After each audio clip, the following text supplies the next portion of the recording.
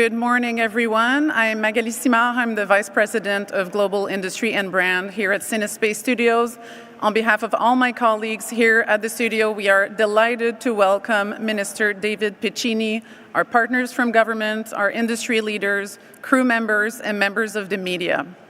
We are proud this morning to host you here at Cinespace. We're the largest film and TV studio operator in Ontario. We're one of the biggest stages right now. Across our campuses in Toronto, some of the biggest productions in North America and the world have made their home right here, from The Handmaid's Tale, Reacher, Law & Order Toronto, MasterChef, The Shape of Water, Umbrella Academy, Welcome to Derry, Frankenstein, and so many more. Our buildings are great, no doubt, but nothing without what really matters powers them. It's about the performers, the crews, the technicians, craftspeople, hair and makeup artists, drivers, assistants, production teams, and countless others whose talent and hard work make Ontario one of the world's absolute greatest places to create. This is why today's announcement matters. We are grateful to the Minister for being here today and for his commitment to supporting the people at the heart of Ontario's entertainment industry. I will now turn it to my industry colleague, Cynthia Lynch, the Executive Director of Film Ontario.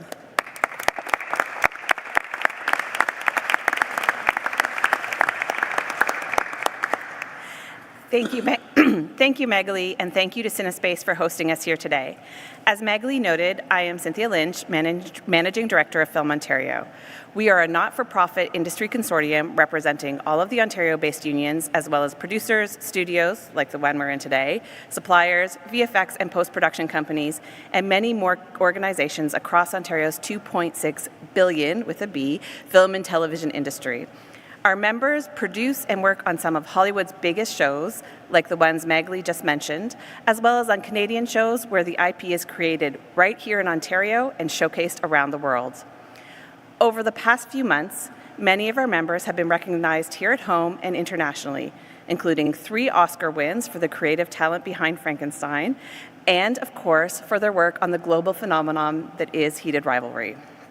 On behalf of Film Ontario, I would like to express our appreciation for this government's continued support of the film and television industry at a critical and uncertain time for the sector.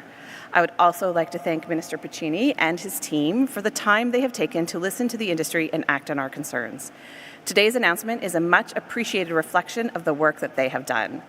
We look forward to an ongoing collaboration with the government as we continue to work together to make sure our sector remains competitive, resilient, and positioned for long-term growth. It is now my pleasure to pass things over to Tova Small of TAMAC.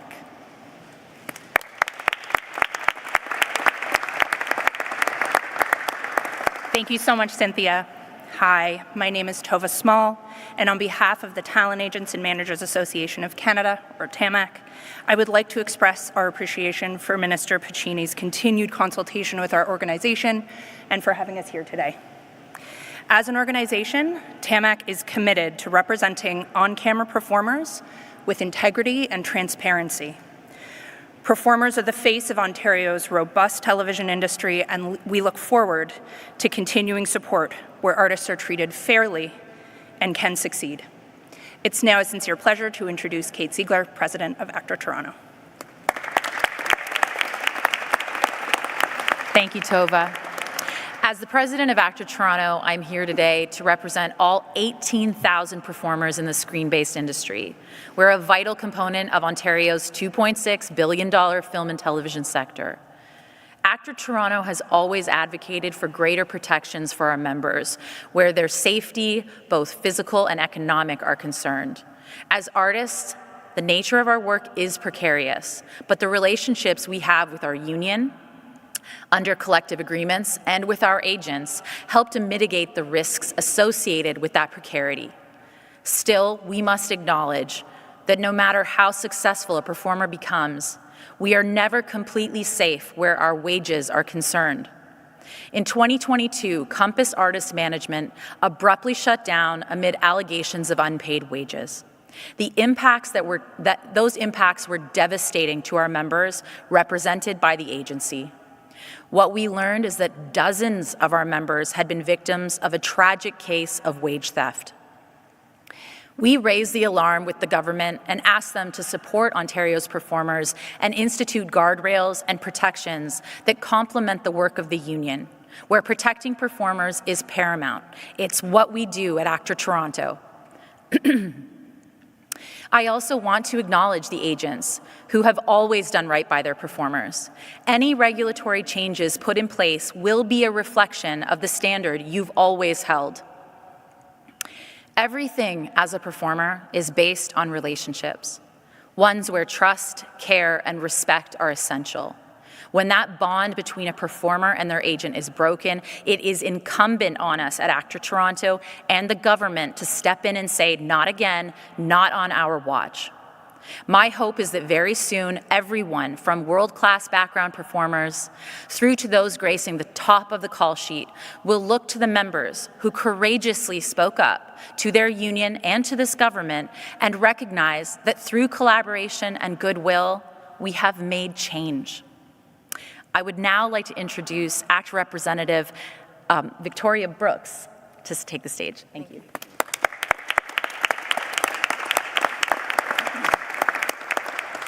Hello, my name is Victoria Brooks, and I am a performer, a worker, and a proud member of Actor Toronto. Today, we come together to support and protect performers, especially those who are most vulnerable and precariously employed, especially background performers, often on a roster of thousands in a business that has gone the way of communication by auto-reply as increasingly impersonal.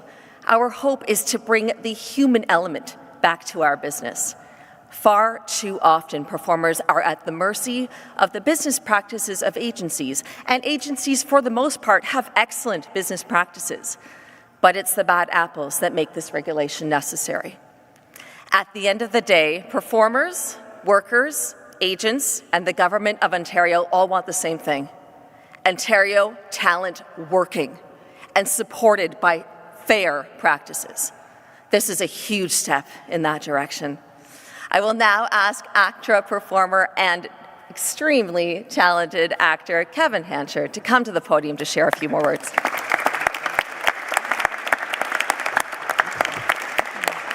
That was a great introduction, thank you. I just want to give a little bit of context as to how we all got here. When I talk to people about this industry for the first time, the question inevitably arises, how do you get an agent? And I try to explain that it's often a bit of a chicken and egg scenario. One generally needs a body of work to get an agent, while at the same time one needs an agent to procure a certain type of work. I was fortunate enough to have a mutual coming together with my first agent, which made our relationship more family-like than business-like. For over 2 decades, we worked together to build a career and a relationship based on trust. Unfortunately, in the latter days, her brother came along and exploited that trust and goodwill in order to abscond with an obscene amount of money and the money of dozens of other actors under the umbrella of his newly formed agency. Due to the way that talent payments are made, no one is immune to being robbed by a dishonest agent should they choose to withhold a performer's hard-earned cash. The simple fact is that productions send your pay to an agent, the agent cashes that check and removes their commissions, and then the balance is sent to the performer. As Kate, our president, said, most agents are wonderful. They respect their actors by paying them fully and promptly. Unfortunately, the fact remains that the process as it stands leaves us vulnerable, and we cannot have something like this ever happen again, ever. And we thank Minister Piccini for addressing this issue.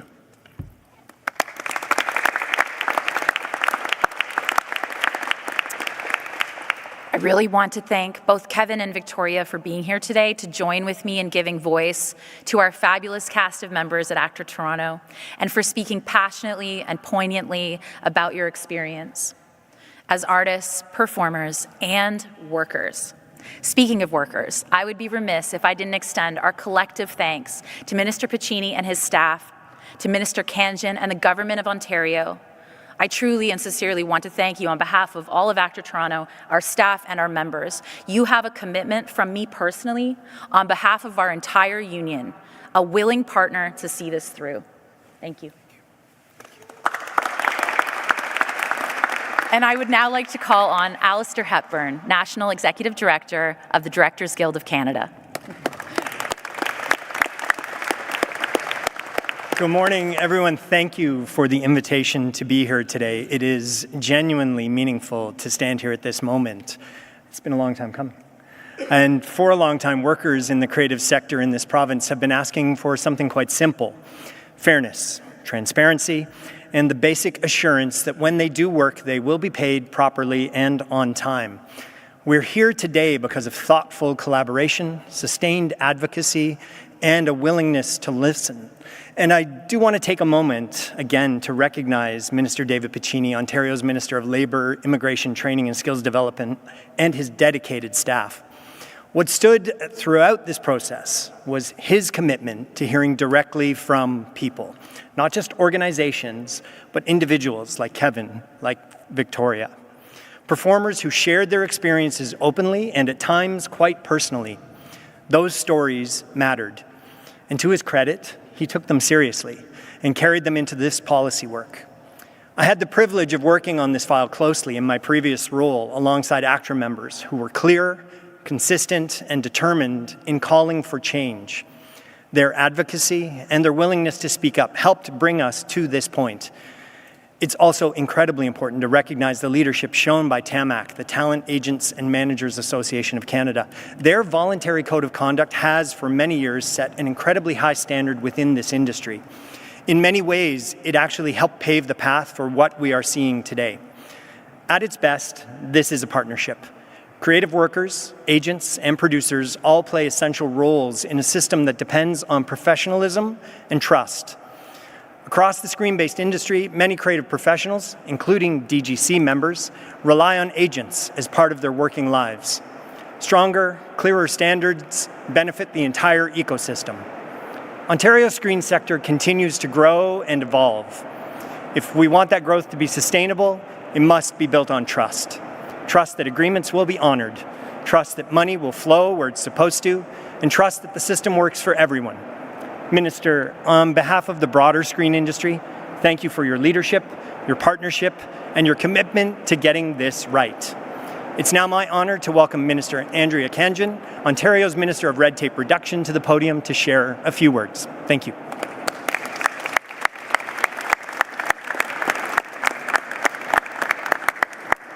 Thank you, Alistair, and thank you, everyone, for being here today. You know, no amount of rain can stop the amount of excitement and passion in this room this morning to make meaningful change that has been long in the making, thanks to the advocacy of organizations behind me, and of course the hard work of our Minister of Labour, Training and Skills Development, Minister Piccini, because you know, today's announcement, the heart of it all, is family, fairness, and doing the right thing.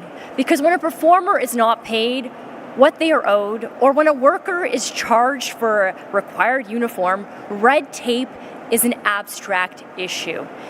It's not about cutting corners. It's about modernizing our systems so they're transparent and work for the people of Ontario. Hidden fees, delayed payments, and unnecessary costs have real consequences for people and families. And at a time of economic uncertainty, our government is focused on protecting Ontario and building the most competitive economy and the G7. And a big part of that work is making sure our systems are fair, practical, and focused on the people who rely on them. And since 2018, our government has introduced 16, soon to be 17, red tape reduction measures, saving people and businesses nearly $1.3 billion and 1.8 million hours every day. But behind these numbers are real stories like the ones you hear. We're also making it easier and faster for businesses to navigate rules and requirements created to make sure that we have a creative and stable environment that's predictable for the business climate and attracts investment and drives job creation. And through this broader package, our government is proposing stronger oversight and transparency for talent agencies while also helping employers keep more of their pay by prohibiting charges for required uniforms. Because when government removes unnecessary barriers, it becomes easier for people to work, for businesses to do the right thing, and for support to reach people more effectively. And that is how we make government work better for workers, smarter for businesses, and stronger for Ontario. I want to recognize the incredible leadership that has been recognized in this room already, but Minister Piccini has shown leadership not only on this file, but talking to Ontarios across this province. You know, whether you're putting on a hard hat, steel-toe shoes, you're calling action at the screen, you're operating things that happen behind the scenes in our production. This is all going to help and create a thriving economy, and it can't start without our hard-working labor. So I want to thank the Minister for listening to every person in this province, every worker, no matter what they're doing, so to make sure that we're standing up for the right things, protecting workers, lowering cost, improving fairness in the workplace. It's my pleasure to introduce Minister Piccini. Thank you. Thank you, Andrea. Good morning, everyone, and thank you all for being here today. A special thank you to Magali and everyone at CineSpace for welcoming us here today for today's big and special announcement. We have an incredible group of people here that I truly have had the privilege of getting to know over the past number of months. The legislation that we are introducing today builds on previous pieces of legislation that we've introduced in the past. And sewn together, these stories really reflect the very fabric that is the province of Ontario. Stories are told, performances are created, and our province is showcased to audiences around the world. I'm joined today by colleagues Minister Khanjin, MPP Rudy Cusetto, and MPP Sharif Sabawi. As a team at Queen's Park, we work hard to reflect the stories of the workers who build this province. Studios like the one we're in today don't just produce content. They support thousands of good jobs and anchor an industry that is a major contributor to our economy, generating more than $26 billion annually. But here's what I've been hearing when I sit down with the people who actually make this industry run. The system doesn't always treat them fairly. Performers who complete the work, who brought the role to life, wait weeks or sometimes months for a paycheck. And sometimes they're just never paid at all. In one case, a talent agency shut down overnight, leaving more than 60 performers stranded, left owing cumulatively well over $600,000, and I think into the millions, to be fair. Last year, I had the opportunity to sit down with a number of these actors to hear their story. This is the very best that this province has to offer. They tell our story as a nation. They bring our stories as a people to life. And the stories I heard were heartbreaking. And it's not a one-off. That's what happens when there are no rules. Workers pay the price. Right now, talent agencies in Ontario are unregulated. No requirements for how they handle performers' money. No deadlines for when they have to pay. For an industry of this size and importance, that's simply not good enough. Our province is a global destination for film and television production because of our talent, our infrastructure, and our reputation. We have the best performers and entertainment workers in the world, full stop. And clear, transparent rules don't just protect workers, they protect their paychecks and strengthen the reputation, making Ontario an even more attractive place for productions to invest, to grow, and to create good-paying jobs. The good actors in this industry, and there are many, as was said today, TAMAC and so many others, they want a level playing field, rules to ensure everyone is playing fair, rules that they abide by, and a high standard that they have set in this industry. And that's why today I'm proud to announce that our government will soon introduce new legislation that would, if passed, improve fairness, transparency, and accountability in the entertainment industry. Through a new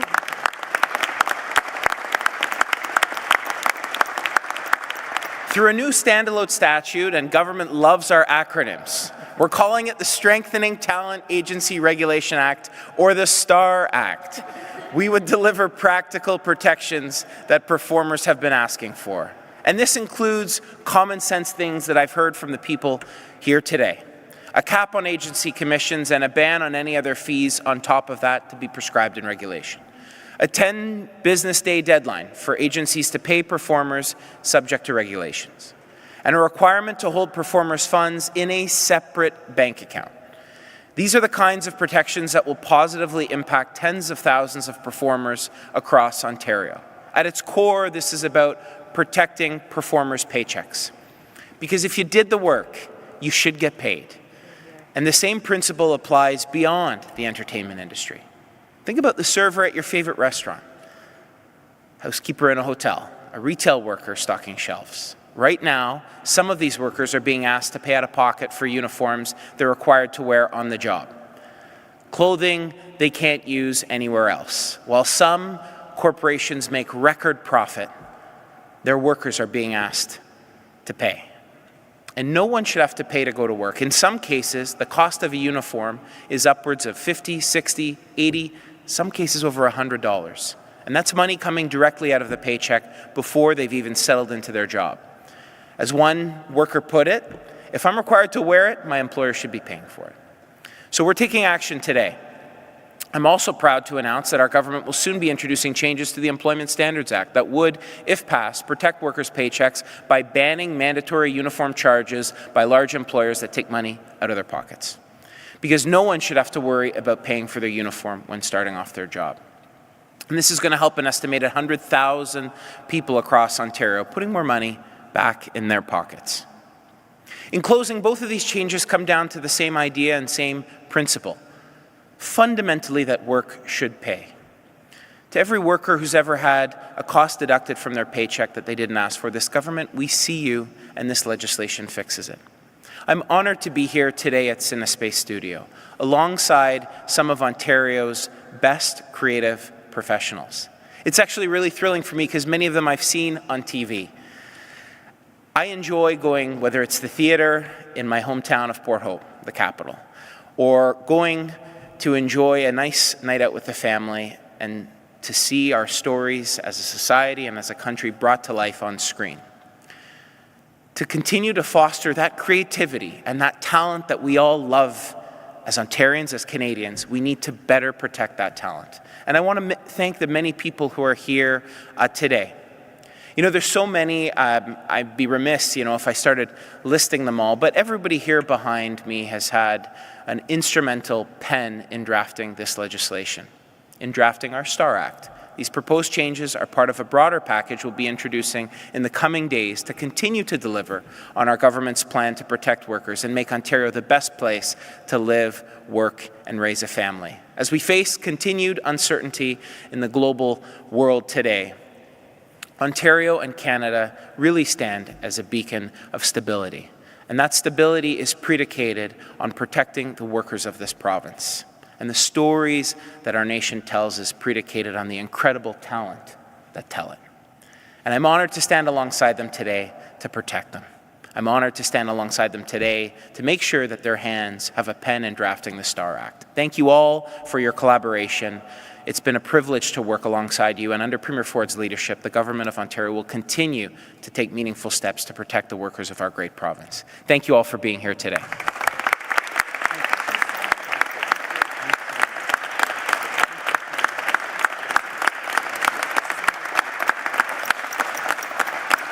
Happy to take questions. We will now take questions from the media. Please come to the microphone and state your name and outlet. As a friendly reminder, the format is one question and one follow-up.